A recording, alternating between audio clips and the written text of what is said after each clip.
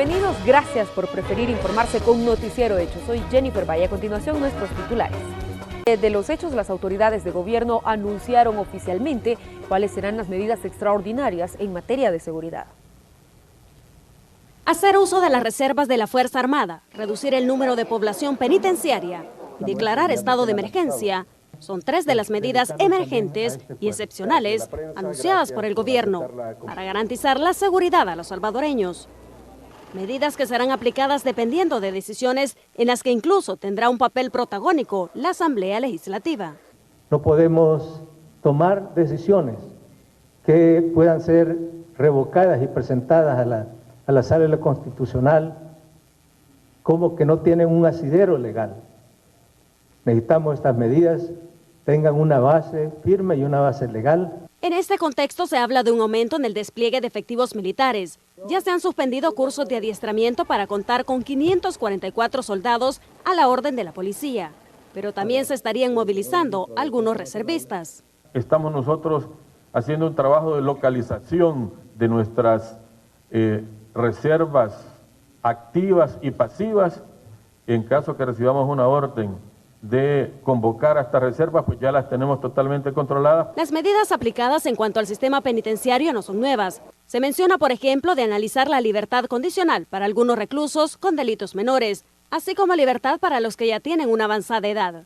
Creemos de que hay que garantizar, liberar recursos. Un tercer punto es una declaratoria de emergencia. No estamos considerando ninguna declaratoria de estado de excepción, pero sí limitar en esos lugares también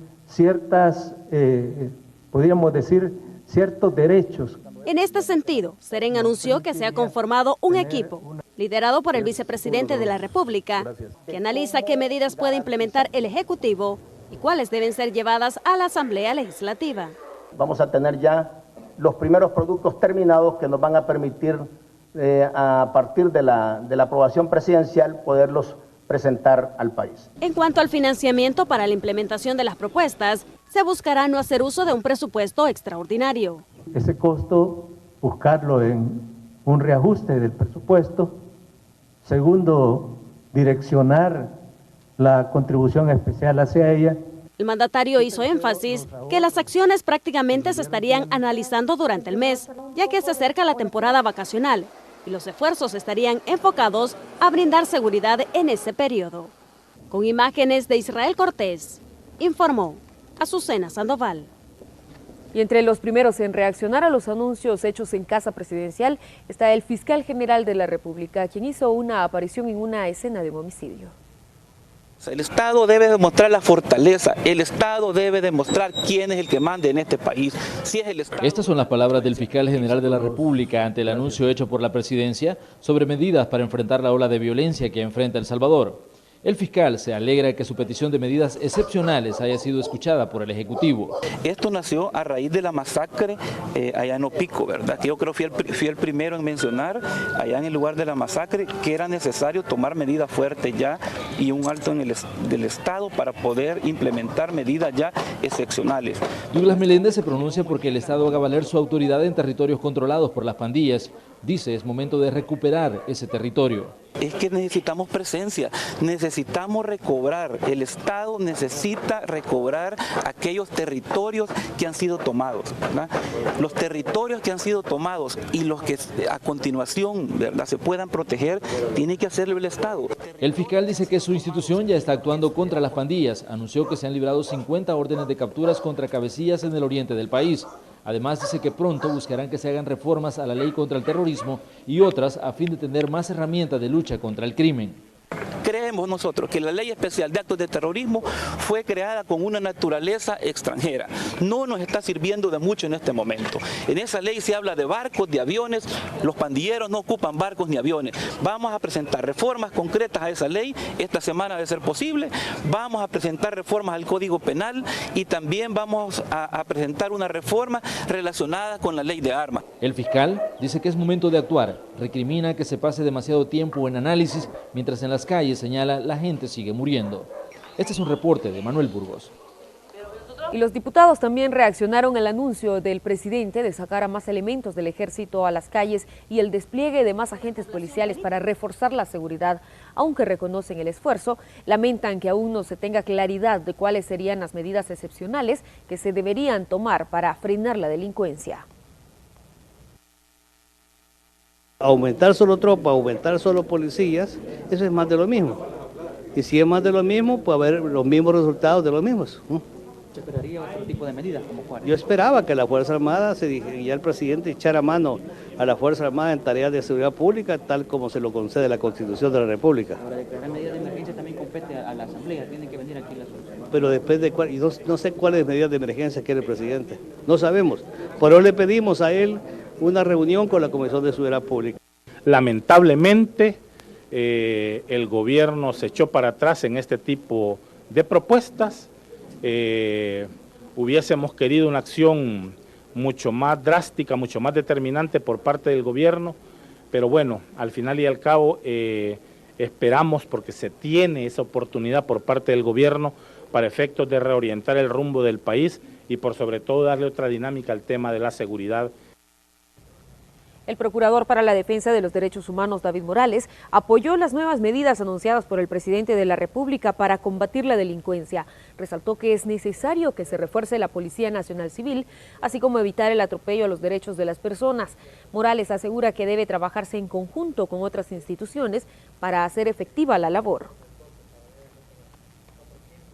El Estado debe reaccionar, pueden ser necesarias algunas medidas excepcionales, debemos enfrentarlas con unidad y en ningún caso llevar las medidas a un nivel tal que deliberadamente estemos provocando violaciones a los derechos humanos. Eso sería deslegitimar la respuesta y solo escalar más la violencia.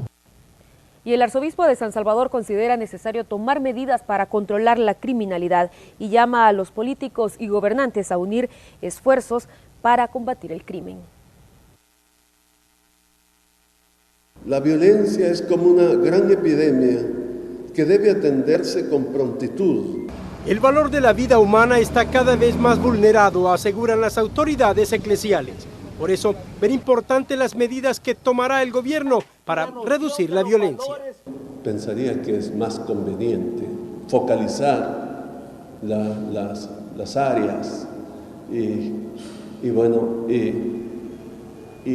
decidir también en qué manera se va a aplicar para no afectar toda la sociedad. Pero posiblemente convenga tomar medidas para tener mayor seguridad en esos lugares donde se ha perdido la seguridad. Sin ahondar en su opinión, cree que los funcionarios políticos y otros sectores no deben permitir que estructuras delictivas penetren en las instituciones y vulneren la seguridad. Pero que hay una preocupación nacional, ciertamente.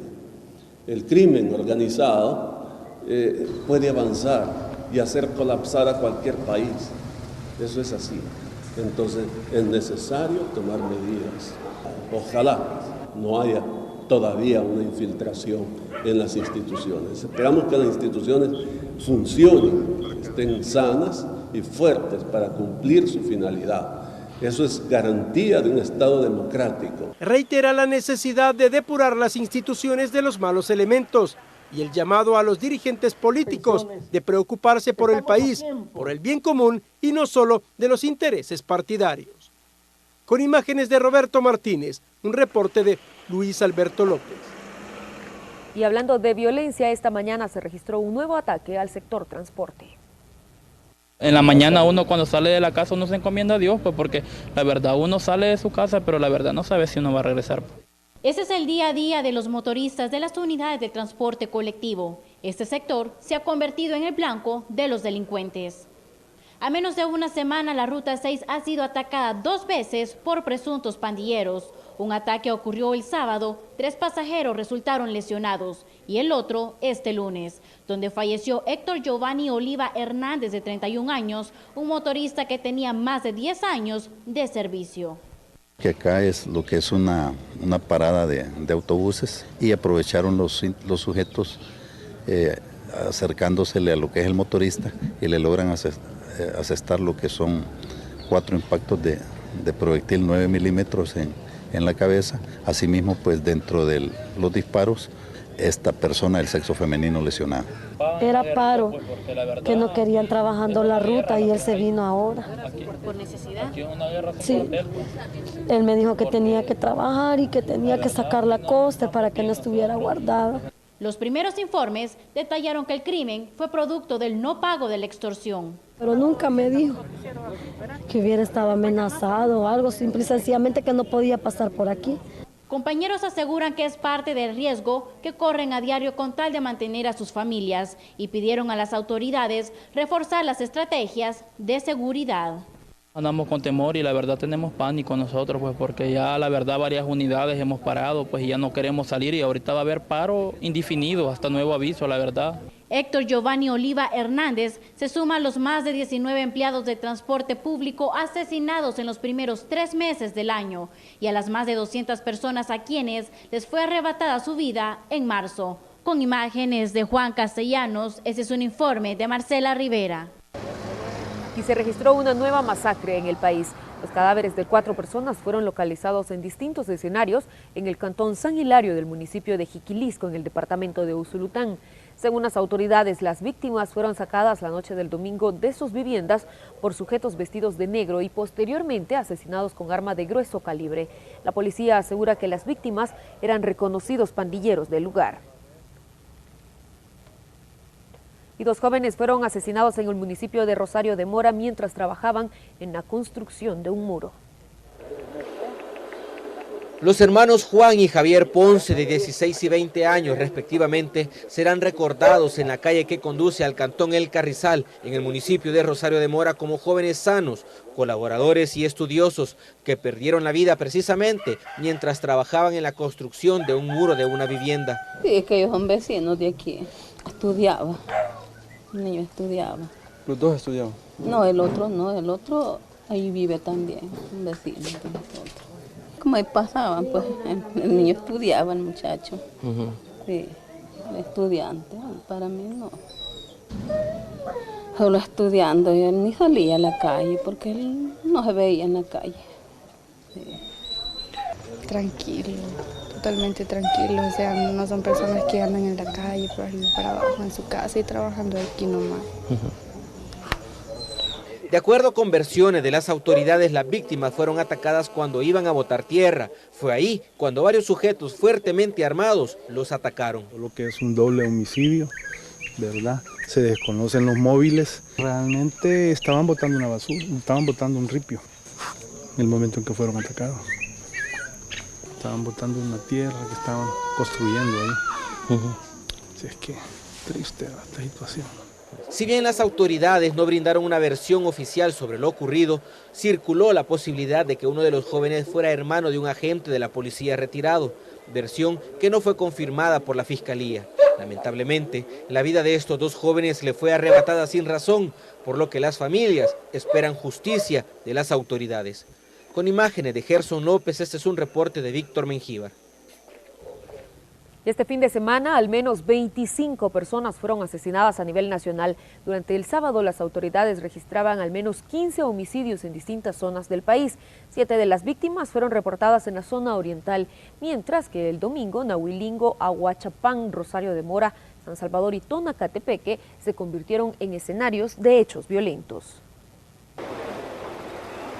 Un grupo de pandilleros de la comunidad Nueva Israel atacó a tiros a policías que se encontraban en la zona brindando seguridad. De inmediato se montó un operativo de búsqueda para dar con los responsables, dejando como resultado la captura de 3 pandilleros. Una estructura criminal, ellos operan como tal, ¿verdad? Como estructura, ¿verdad? A veces poniendo cordones de vigilancia, y eso es lo que en este momento nosotros necesitamos ampliar la información sobre esto. Por eso llevamos a estas personas. Y la violencia ha incrementado a tal grado que ni la iglesia se salva. Un sacerdote y un sacristán fueron atacados en una parroquia de San Pablo Tacachico. Tras el hecho, ambos fueron enviados al hospital. Eran aproximadamente las 8 de la noche del jueves. Las puertas de la iglesia San Isidro Labrador del cantón San Isidro Lempa ya estaban cerradas. Los atacantes ocuparon la oscuridad de la noche para ingresar al terreno de la parroquia. No supieron de dónde salieron, dice uno de los testigos, relatando lo que ocurrió. Se me lastimaron y las patadas aquí me caían, ¿verdad? Yo ni sé qué hora me levantaron, si yo, ¿sabes que a mí quizás muerto me levantaron? No sé, si con mi olor del brazo, y no hombre, y todavía el cristal, todavía el local me decía, ¿qué le pasa? ¿Qué le pasa? Y él con el sentado así, y así cuando yo hasta lloraba de verlo, a ver cómo estaba y todo. Ay, no. Fueron al menos 3 hombres con gorros navarones y bates de béisbol los que perpetraron el ataque. Los primeros en ser interceptados fueron el sacristán y el feligrés que se encontraban aquí, en la casa cural. Posterior a ello intervinieron al sacerdote en este punto donde comenzaron a golpearlo.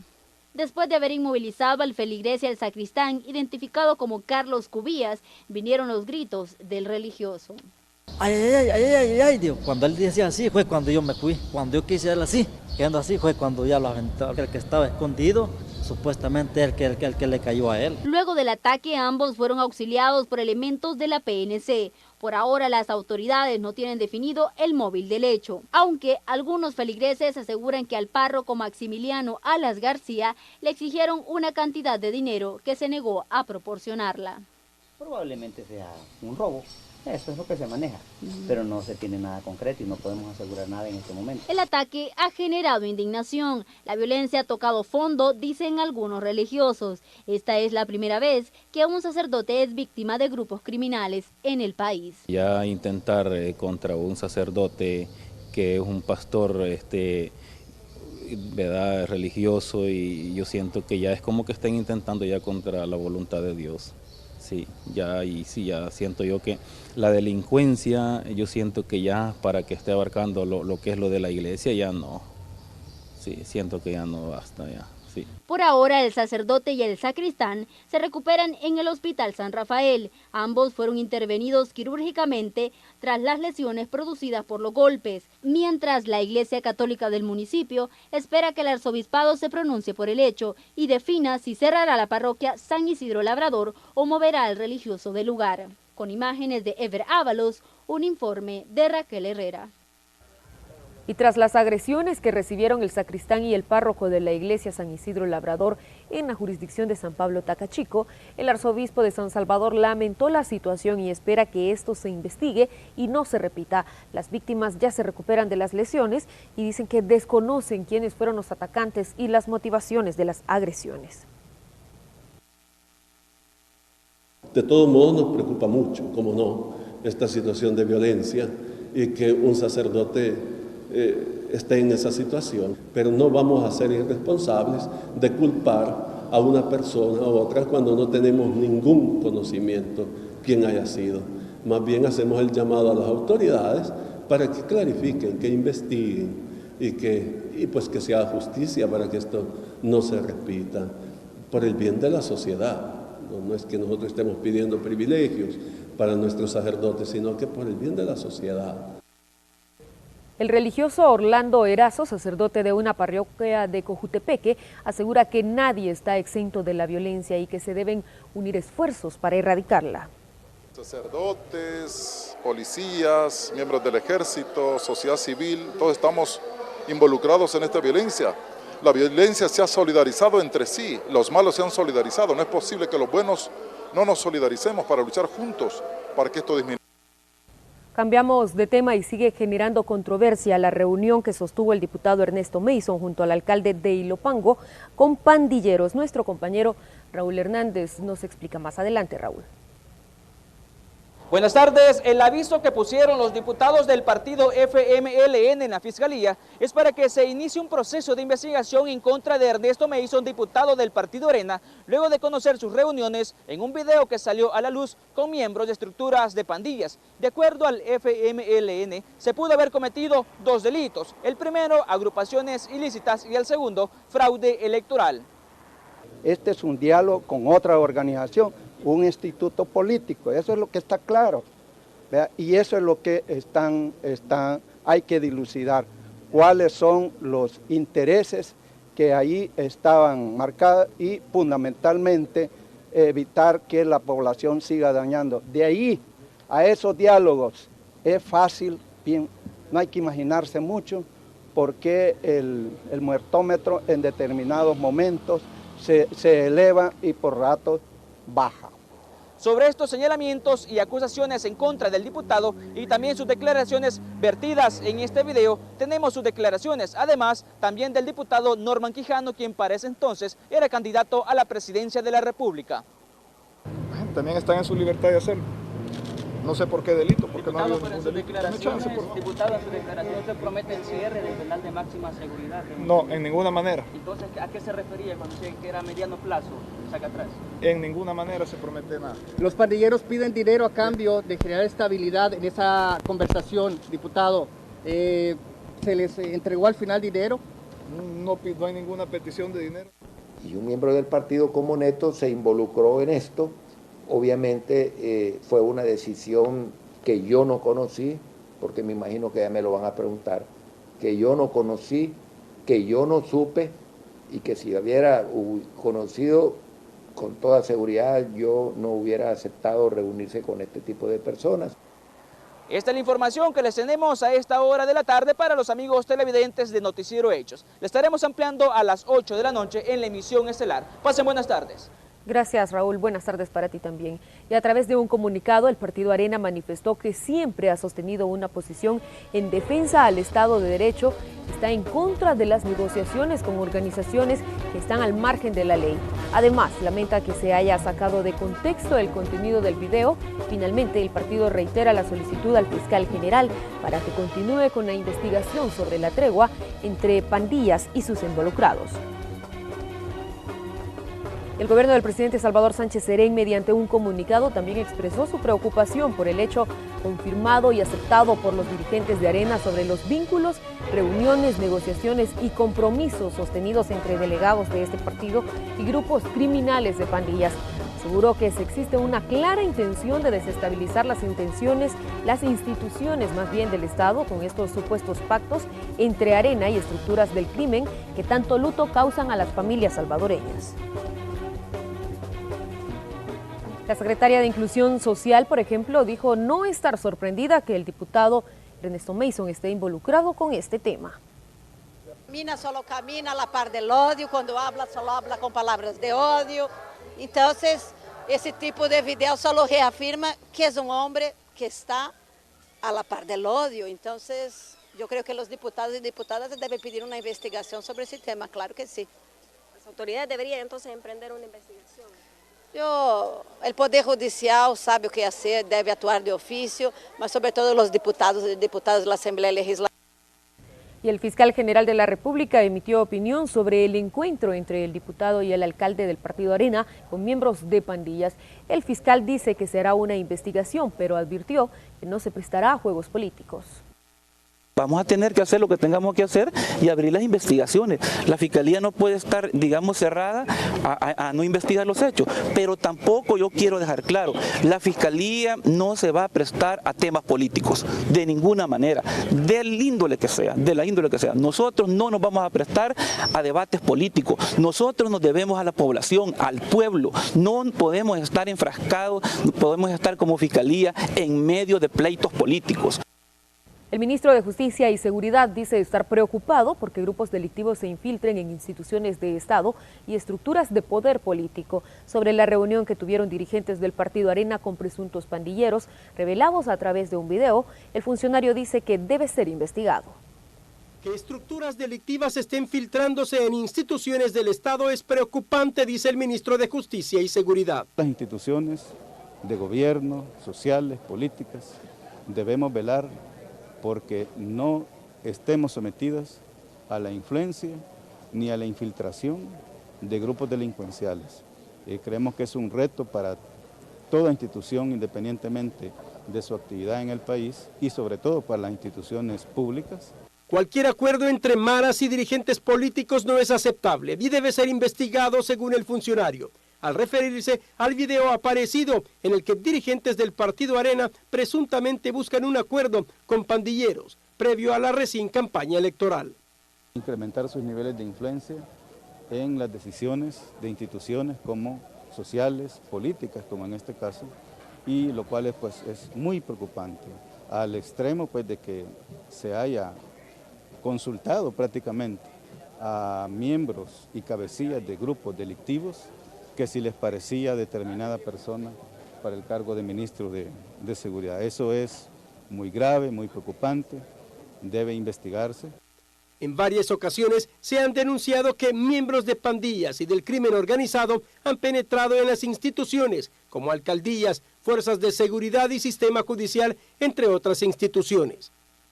Con imágenes de Roberto Martínez, un reporte de Luis Alberto López. Hacemos nuestra primera pausa, ya regresamos con más hechos.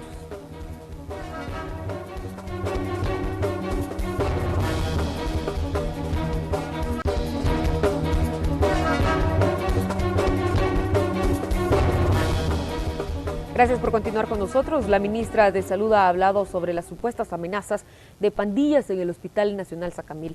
Para ampliarnos la información vamos a enlazarnos con la periodista Claudia Cusco. Claudia, buenas tardes.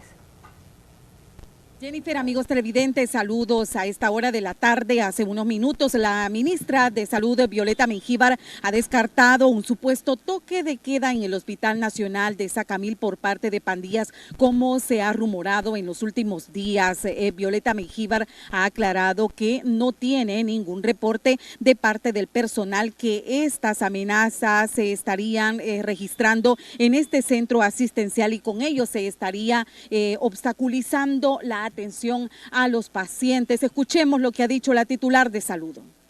Eso es absolutamente falso.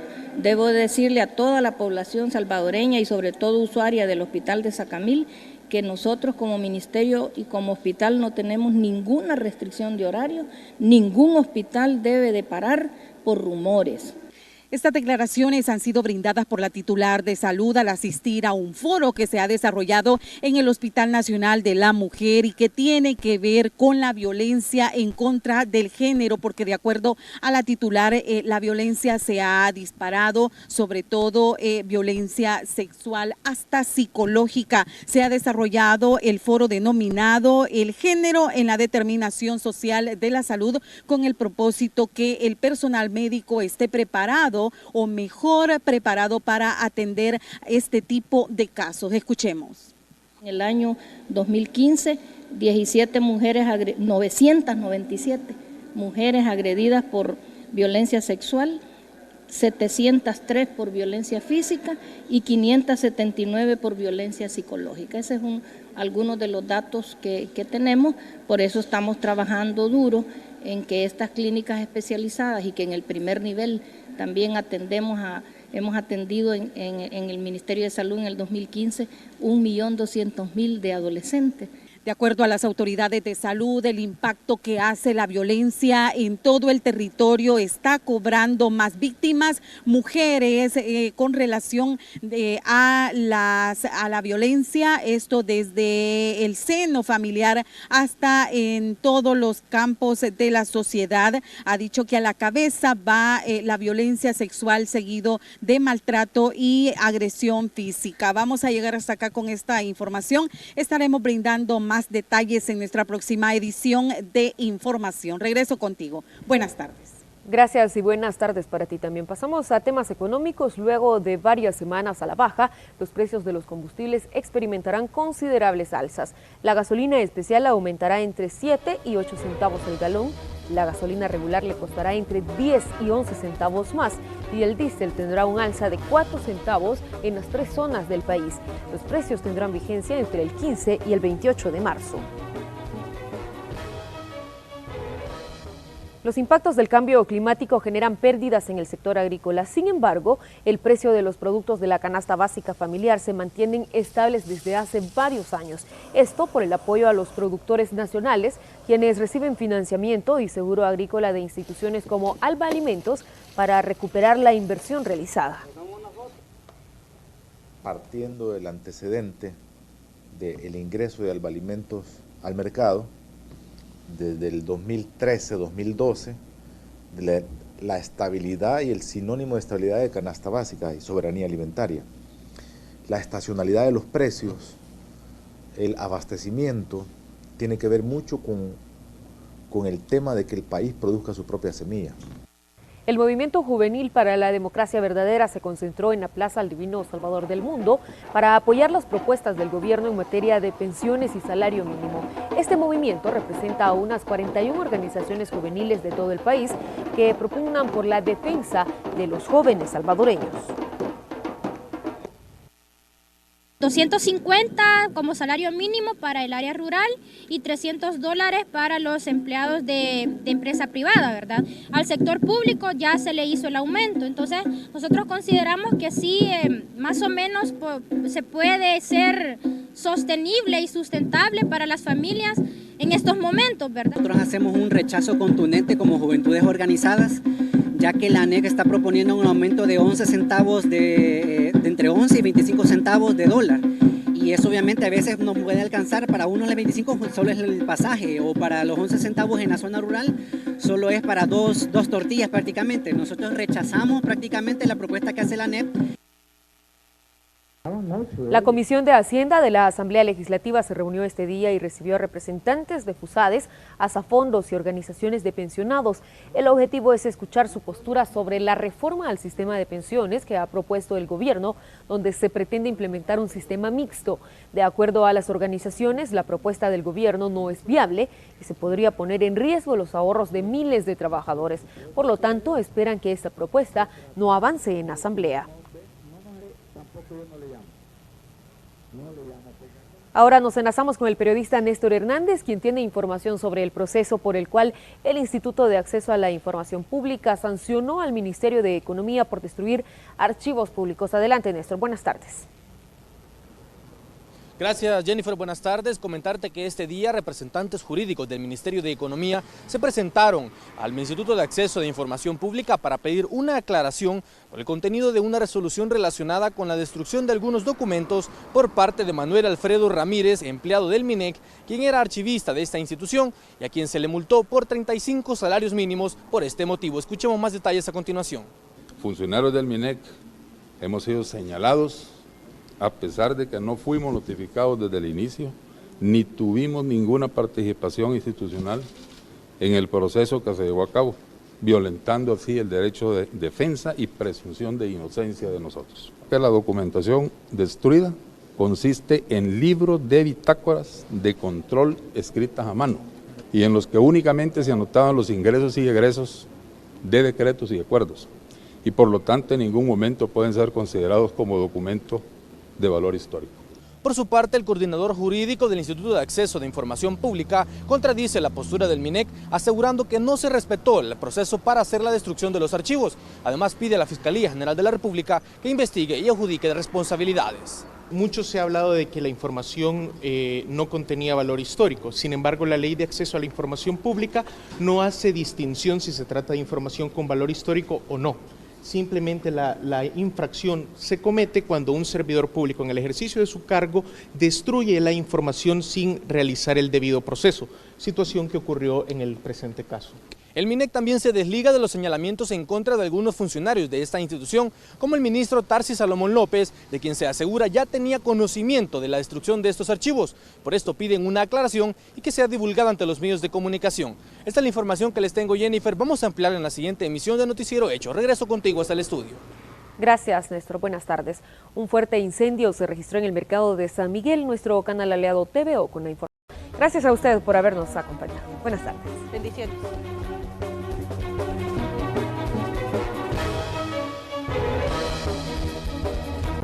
Los padres de familia son responsables de lo que sus hijos ven. El siguiente programa es Clasificación C. Para mayores de 15 años. Dirección General.